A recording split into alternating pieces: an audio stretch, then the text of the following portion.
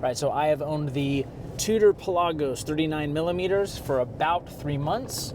I've gotten to wear it a lot, and I feel like I am now qualified to kind of give my overview and assessment on how good the Tudor Pelagos 39 millimeter watch actually is.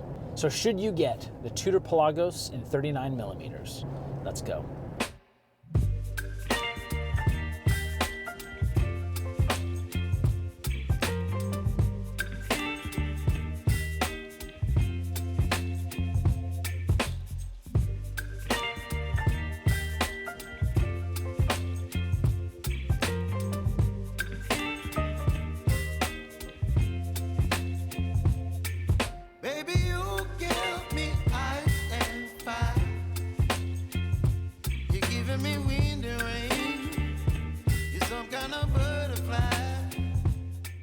So right out the gate, I'm going to say this is actually a pretty sweet release that Tudor came out with. The case width itself is about 39 millimeters. The bezel itself measures about 40 millimeters. So there is a little bit of overhang, but it does actually make it a little bit easier to grab and turn that bezel. So what's unique about the Tudor Pelagos 39 is obviously the titanium nature of the material that they selected. It has a titanium case and titanium bracelet. Obviously there's going to be some steel parts inside of it, but for the most part it's made out of titanium, which makes it rather light. When I have it sized up for me, on bracelet, it comes in around 100 grams. I think it's a little bit over 100 grams, 105 or something, but it's significantly lighter than my full steel dive watches. It's significantly lighter than the Black Bay 58 when you're wearing it on wrist. I've actually had kind of a love-hate relationship with titanium watches. My grandfather actually worked in the aerospace industry, and so his daily wristwatch that he used to wear was a titanium Seiko. So he was a big proponent. He loved titanium as a material. I believe titanium was first used in watches back in 1970 by the company Citizen, and most of the titanium watches that I've tried on, I felt were kind of on the cheap side. And I'm talking about watches that are made out of grade 2 titanium. Grade 2 titanium being commercially pure. There's also grade 5 titanium, which is a titanium alloy. Between grade 2 and grade 5 titanium, if I had the choice, all things being equal, I would probably go with a grade 5 titanium. I think it polishes a little bit better. Not that it matters, because the Pelagos is not polished at all, right? It has a very dull and brushed appearance, but I do think that adding alloys to the titanium kind of opens up manufacturers to select different properties within their metals that they can incorporate into the watch. And so I'm totally a fan of using alloys. Stainless steel is an alloy, right? So I don't think there's anything wrong with using grade 5 titanium. Grade 5 titanium tends to be a little bit brighter and more appealing in my opinion, whereas grade 2 tends to be a little bit darker and duller. I actually really like the way that they did the crown guards. It is almost like a vintage Rolex Submariner, kind of like almost like an eagle beak style crown guards, which I think is a really nice touch. This watch has a Tudor, or technically a Knisi movement, the 5400 series of movements. The movement itself is almost the same as the movement in the Tudor Black Bay 58 line. The difference between the two movements is the one that's in the Pelagos 39 has I don't know if I want to call it a flange or the base plate, that's a little bit wider just so that it fits inside the new titanium case. Otherwise, the two movements look identical. Both of them have that 70-hour power reserve, full balance bridge, so they both, in theory, should be good to go. I personally own 2 models of the Tudor Black Bay 58, and those ones I'm getting about +2 to +5 seconds a day. Unfortunately, on my Tudor Pelagos, I'm getting about -3 seconds a day, which is super frustrating. So usually when I take this one out and I set it, I'll let it run 20 to 30 seconds fast. That way it gives me several days of maybe being a little bit on the fast side before I have to then stop it, run it forward a minute, and then start the time up again. I could take it into a watchmaker or send it to Tudor and pay to have it adjusted to be sped up a little bit, but having someone open it up can void the warranty, or sending it to Tudor, I just don't want to be without the watch for so long, so I'll probably just learn to live with it. But that is one unfortunate thing that I got.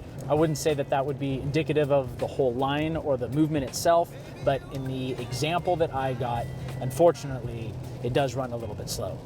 Now when it comes to the dial layout on the Tudor Pelagos 39, I think they did a really good job sticking with the snowflake hands and having those square loom plots.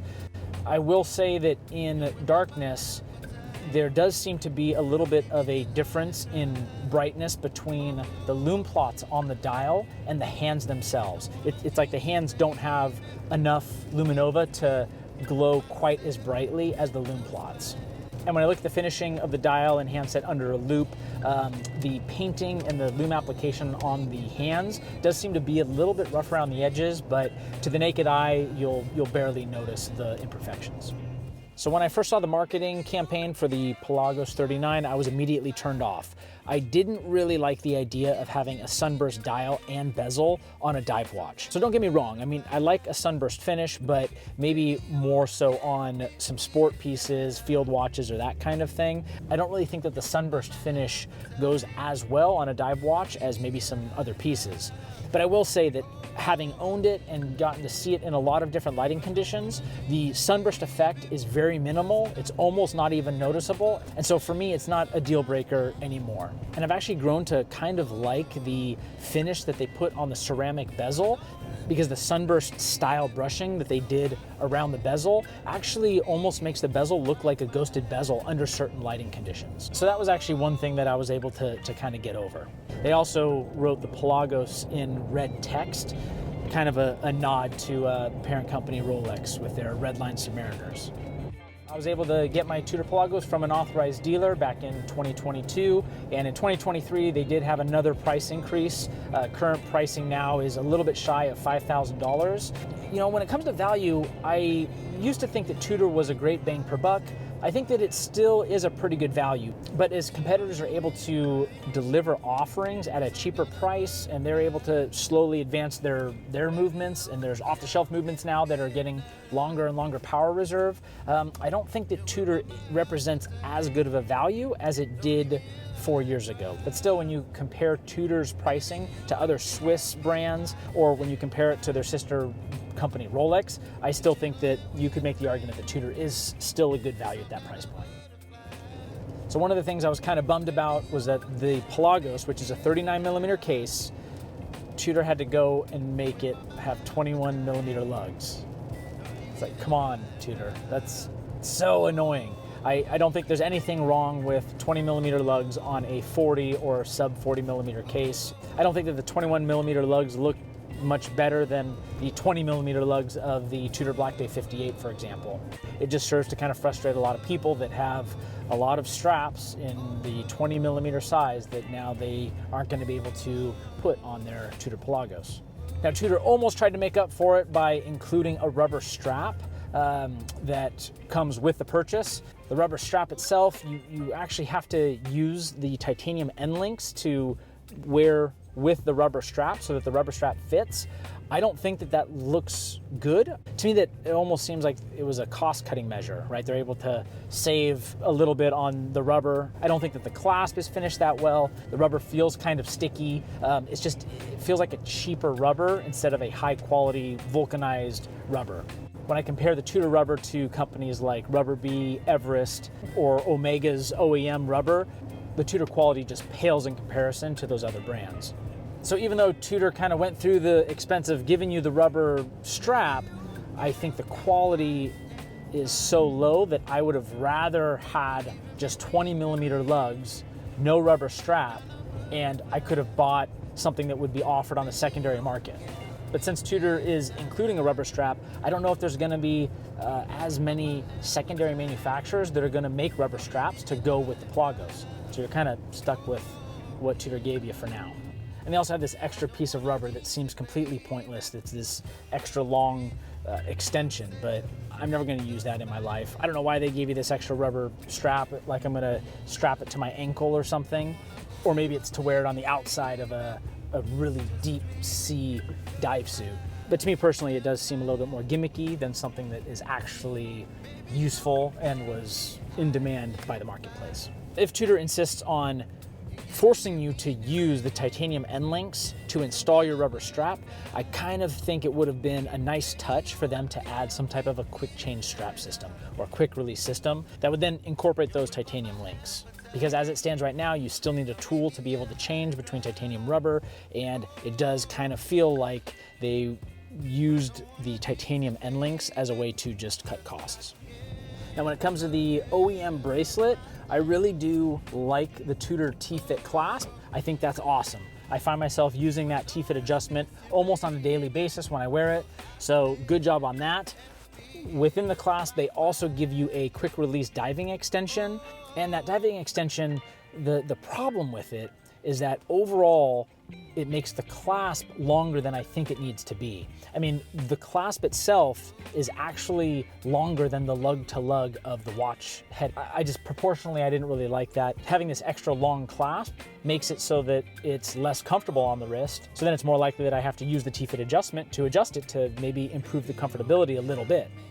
And if the T-Fit clasp isn't in its tightest position, you can actually see the diver's extension extending from the end of the clasp. So visually, I don't think it looks that good most of the time.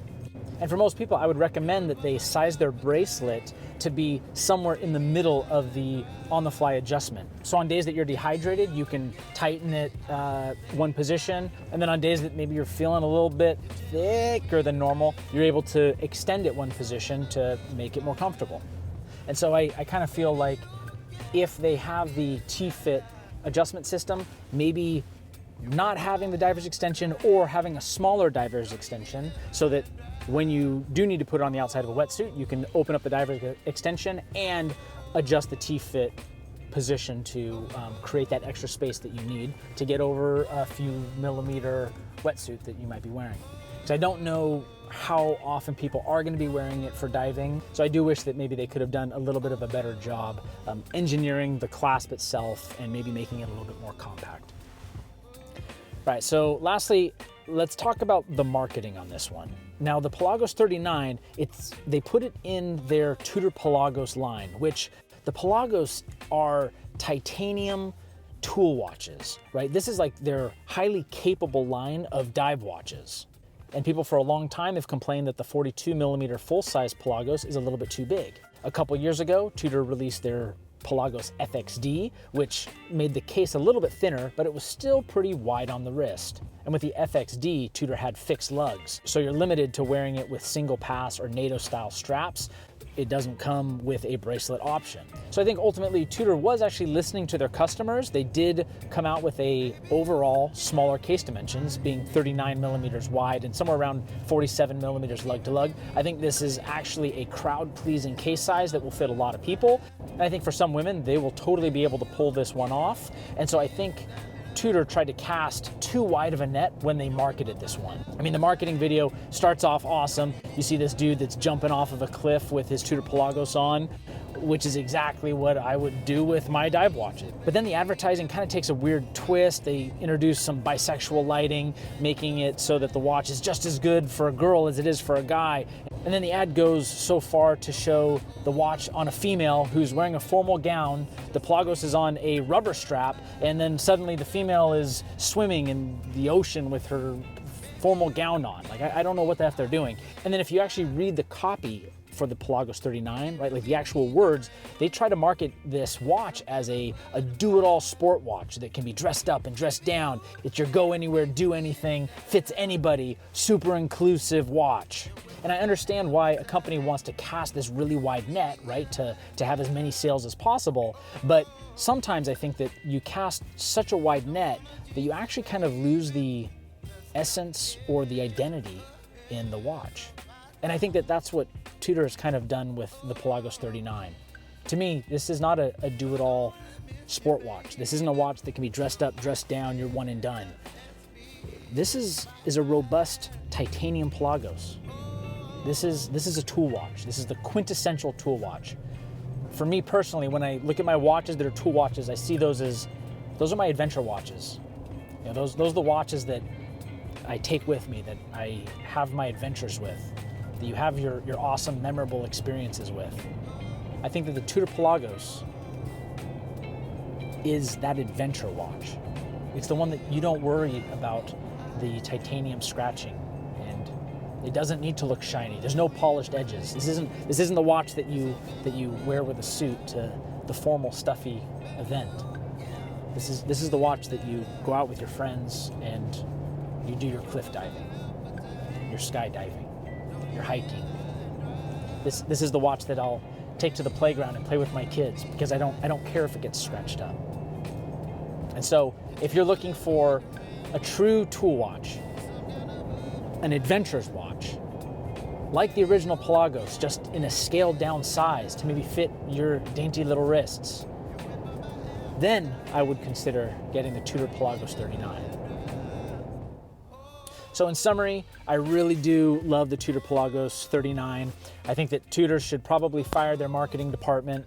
I mean, at least they got rid of Lady Gaga as a spokesperson, but I still think that the marketing campaign for the Pelagos might have been a little bit of a miss. It was a little bit misleading, but if you're looking for a true tool watch, that adventure piece to add to your collection, then I could highly recommend you consider the Tudor Pelagos 39. So there you guys have it. If you've made it this far into the video and you found some value in this, go ahead and drop me a like. If you want to see more videos like this, then hit that subscribe button. And remember guys, it doesn't matter if you've fallen victim to the marketing hype and you've purchased a watch that you've lived to regret, as long as you wear your watches.